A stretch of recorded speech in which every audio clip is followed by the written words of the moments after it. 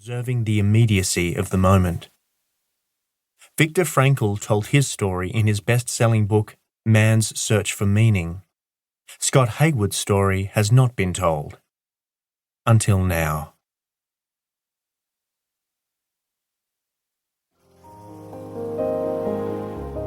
Prologue.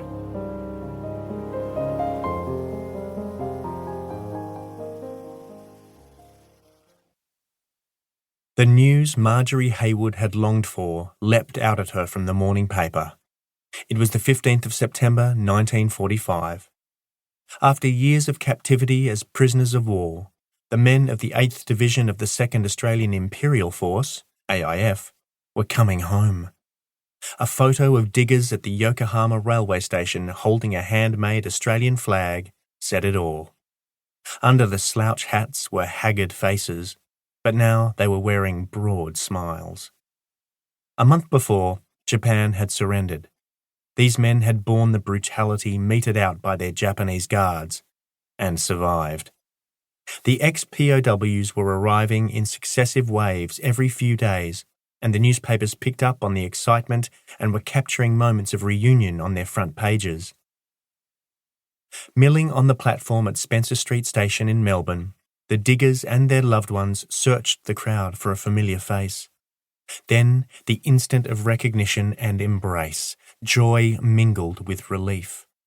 After the dark years of war, this was the moment they had pictured in their minds over and over. And these were the moments the photographers waited for.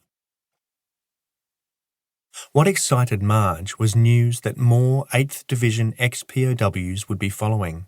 No definite dates were available, but as her husband, Scott Heywood, was part of the 8th Division, he had to be in one of these arriving groups. She would fling her arms around him, just like those people in the paper.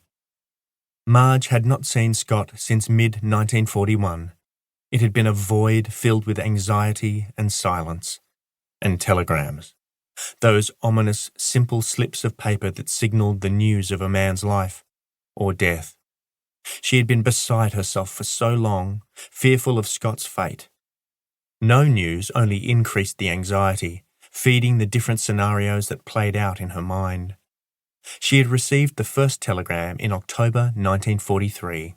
It broke 21 months of silence, 21 months of not knowing whether Scott was living or dead. The telegram informed her that Scott was alive and a POW in Burma. Her relief was overwhelming. And then came more silence. For a year. A second telegram in October 1944 finally broke this awful silence, starkly and dispassionately informing her that Scott was missing, feared dead. A Japanese transport ship taking him and hundreds more Australians to Japan had been torpedoed. 6 weeks after that blow, Marge had received a further telegram confirming the news. It began with, "I regret to inform you." She knew what was coming. "It is feared that your husband lost his life." Scott's records would now be endorsed with a sentence that made Marge shudder. "Now reported missing, believed deceased, on or after the 12th of September 1944. These words, so clinical in their announcement, seemed so final. Scott was missing, but the government's belief was that he was dead. Scott dead. Grief struck. Marge had 2 small boys who barely knew their father and would now have to face life without him. It was an agonising 3 months before Marge's world was turned upside down again, when yet another telegram arrived in January 1945.